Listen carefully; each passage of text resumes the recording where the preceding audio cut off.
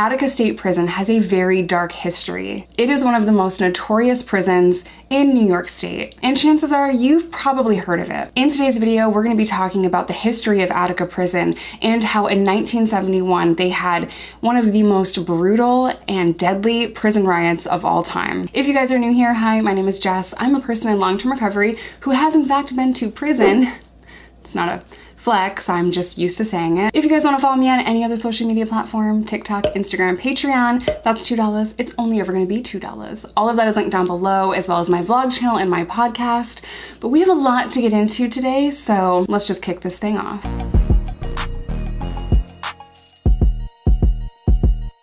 I think before we talk about the prison itself, it's important to kind of just note briefly here what life was like in America during that time. I know so many of us think that 1971 was like a really long time ago. Side note, kids on TikTok are calling the 90s the late 1900s.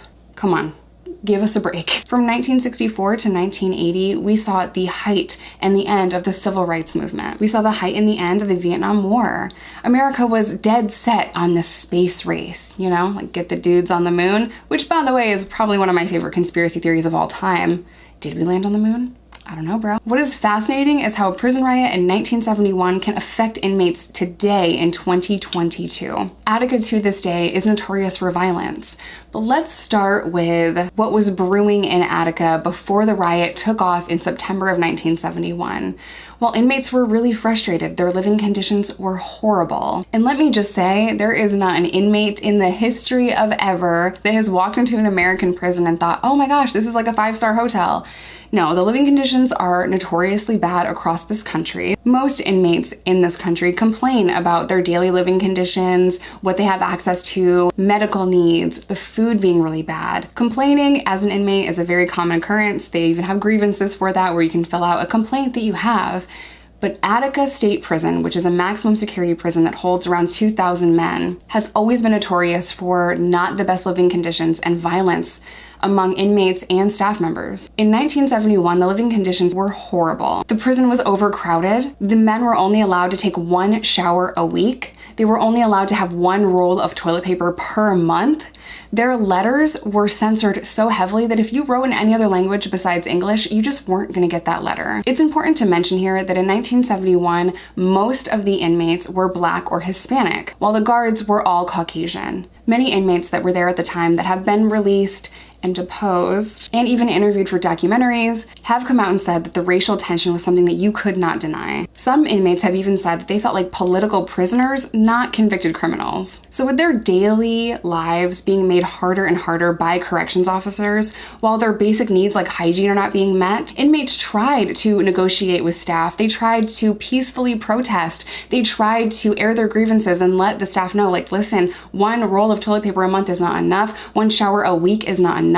We're overcrowded. Please listen to us and please help us because this is no way to live. And yes, we're talking about men that broke the law, but we're also talking about basic hygiene. There is no way to be able to go to prison to do time, to focus on what you did and how to not be that person anymore and how to not make that mistake again. You can't focus on rehabilitation when you're so focused on showering, soap, toilet paper, your bare necessities, your basic needs. When they're not met and you're in survival mode, how can you focus on being a better person and acclimating to society when you get out?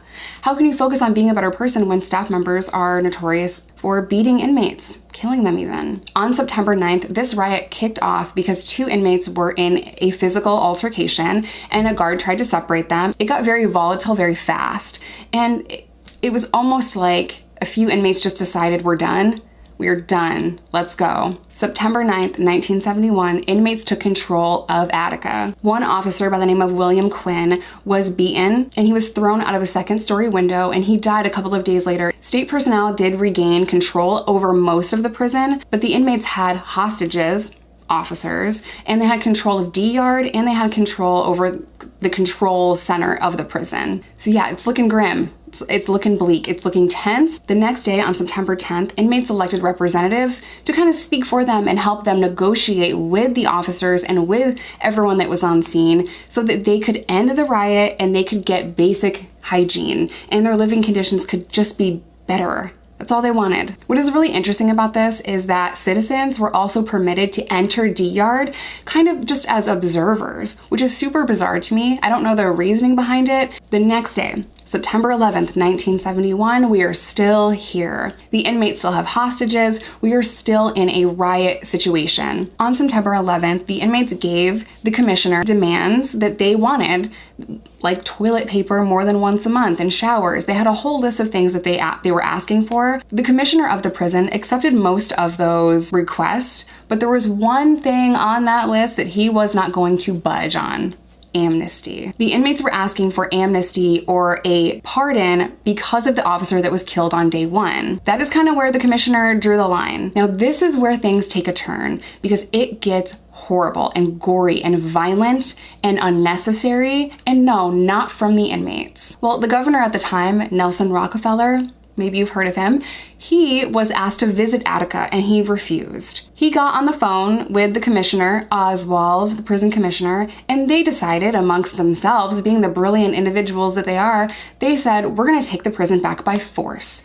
And did they mean force? September 13th, we are 5 days into this prison riot, and the commissioner instructs inmates to release all of the hostages within 1 hour. When the inmates refused to do that, it got really bad, really fast. One of the strategies to take the prison back by force was to use a helicopter to dump tear gas on D Yard. Well, okay, that makes sense. It's not lethal. Tear gas hopefully would be able to get the inmates to be like, okay, take the officers. This shit sucks. It hurts. We're good.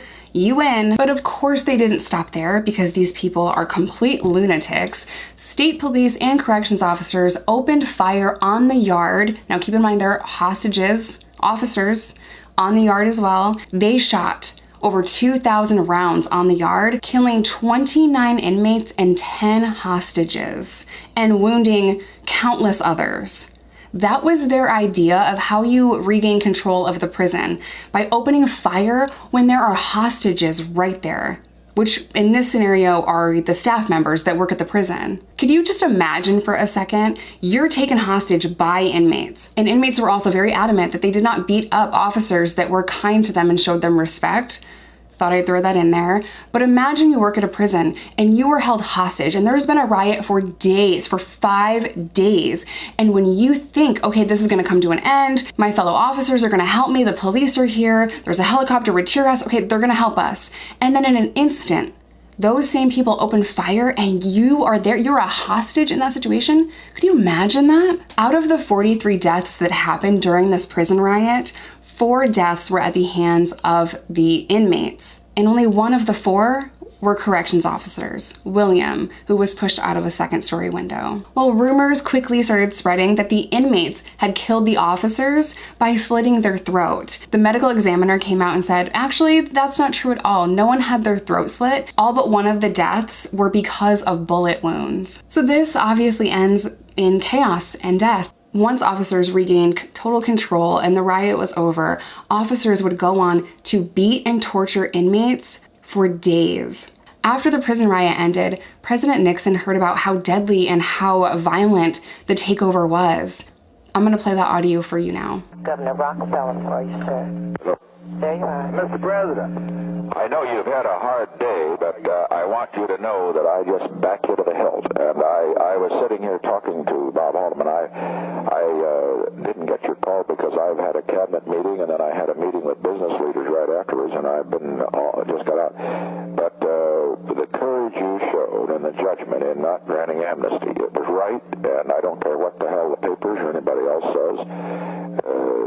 I don't care what they say. I think that you had to do it that way, because if you would have granted amnesty in this case, it would have meant that you would have had prisons in an uproar all over this country. That's right. And you did the right thing. It's a tragedy that these poor fellows are shot, but I just want you to know that's my view, and I've told the troops around here there to back that right to the hilt. Well, aren't you great, Mr. President? I only called you because I wanted to alert you that we were going in, and Right.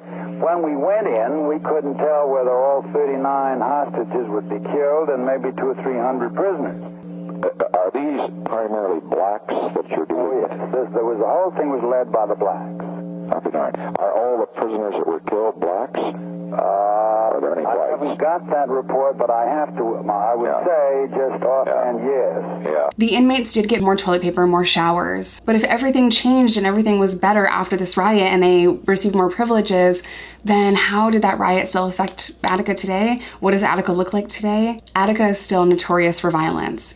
It wasn't until 2014 that they installed eye-in-the-sky cameras in the visiting rooms. Between 2014 and 2018, Attica installed over 2,000 cameras. The fact that I have friends that have served time before 2014 that lived in Attica where there were no cameras is horrifying, because on a daily basis, staff would assault inmates because they can. I interviewed someone on this channel named Matt Grannon, and he had his neck broken by corrections officers in Attica. And at that time, there were no cameras in intake, and there was basically no oversight. If a guard says, oh, they swung at me, they hit me, they did this, then they are allowed to use whatever force they deem necessary. It's especially concerning when there are no cameras. There was an inmate by the name of John J. Lennon, who was inmate turned journalist. He served about 9 years in Attica State Prison, and he would go on to say, when the cameras were installed, finally the officers showed some restraint. What I think people don't understand is that, yes, people break the law, but that does not give corrections officers the right to murder inmates. Their job is to babysit. Their job is to make sure that we don't escape, and we don't kill each other. That's it. That's their job. Their job is not to take matters into their own hands, take the law into their own hands, and be judge, jury, and executioner. That's not okay. That is murder. Just to backtrack a little bit, in 2015, there was an inmate that was given a direct order to cut his dreadlocks because he was not Rastafarian. Well, he quickly called the chaplain and changed his religion, and the prison guards did not like that. They wrote him up for a disciplinary infraction for defying a direct order, and eventually they would end up beating this man almost to death. The 3 officers that almost beat this man to death over his hair were arrested and charged with that assault, and they stood trial. It was because of that case that Attica installed even more cameras than before. Okay, but Jess, if they have 2,000 cameras in Attica, how is Attica still bad? How is it still notorious for violence? Almost every single friend that I have that has gone to prison is a man, and they have served time in Attica. My ex has served time in Attica, and I have a friend right now named Jordan. He is currently serving time in Attica on drug charges. I will leave his email in the description box of this video if you guys want to send him some encouraging words. He has been my friend all my life. I grew up with him, and I got off the phone with him yesterday, and he told me that there was a raid, gang-related raid, where officers came in, they popped the cell doors, which means they opened the cell doors, ran into the cell, yelled, stop resisting, beat up multiple inmates, and about 100 people were sent to solitary confinement or the infirmary with injuries. Violence is a daily occurrence. Officers will assault inmates, they'll destroy property, they'll talk to you crazy. Even with 2,000 cameras in the prison, officers are still able to get away with things. My ex was brutally beaten by staff members, kicked in the back, kicked when he was on the ground, just for forgetting his ID in the sergeant's office. A lot of officers act that way because they think they can, because it's us versus them, because you shouldn't have come to prison. Despite Attica's very dark history, despite everything that has happened and all of the officers being fired or even charged with assault, things do not change because people forget all too quickly. Those that don't know their history are doomed to repeat it. I think this should become a series on my channel where I talk to you guys about the history of prisons all around the country because it is dark, it's heavy, and what's worse is we're not seeing any change in our prison system anytime soon. Officers need to be held accountable for their actions. If you expect me to go to jail, be held accountable for my actions, then you need to hold officers to the same standard or higher because they're in positions of power, and many of them, not all, many of them are killing people behind those walls, and they're getting away with it. I'm gonna leave some more videos for you guys to watch if you wanna do some more research on Attica State Prison, but I'm gonna end today's video here. As always, I love you guys. Stay safe, stay in recovery, try really hard not to break the law, and I will see you guys in my next one.